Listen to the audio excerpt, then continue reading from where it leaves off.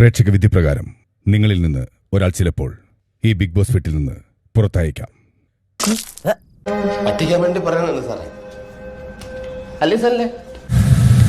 Whatever happens, I make sure we're always together only. Don't worry. അതെ, എനിക്ക് വിശ്വാസമില്ല. 1000 രൂപ കൊടുത്തവൻ അത് മാറ്റി പറയും. ഒരിക്കലും 1000 രൂപയ്ക്ക് വേണ്ടി മാറ്റി പറയില്ല മുതലാളി. ഞാൻ 1500 കിട്ടണം. In terms of anything, എന്ത് സംഭവിച്ചാലും I'll always be there. You always be there. Don't worry, as friends. We have connected as two souls. അല്ലേ? എന്തൊക്കെയാണ് നടക്കുന്നേ? എന്തൊക്കെയാ? എന്റെ മേജറെ മൂത്ത് നിറച്ചില്ലേ, എന്നെങ്കിലും ഈ പഞ്ചാരടി നിർത്തിക്കൂടെ? We have connected as two souls. അല്ലേ? പെട്ടെന്ന് ഒരു ഐഡിയ തോന്നിയതാ സാർ. Not ഗെയിമിന് വേണ്ടി മാത്രമല്ലല്ലോ. ചേട്ടനും ചേച്ചി തമ്മിൽ ഇത്രയും അഡ്ജസ്റ്റ്മെന്റിൽ ജീവിക്കണമെന്ന് എനിക്ക് എപ്പോഴാണ് മനസ്സിലായി.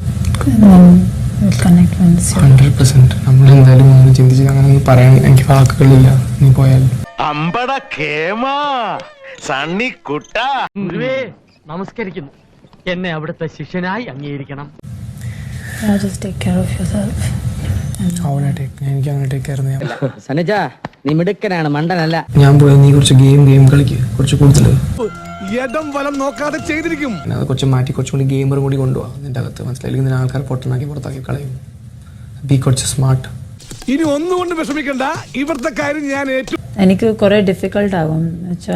ഇവൻ ഞാൻ കുറെ കണക്ട് ആയിട്ടുണ്ട്. എന്നാലും എന്റെ പൊട്ട നീ ഇതെങ്ങനെ ഇതൊക്കെ എന്ത്? അപ്പോൾ വെരി ഡിഫിക്കൽട്ട്,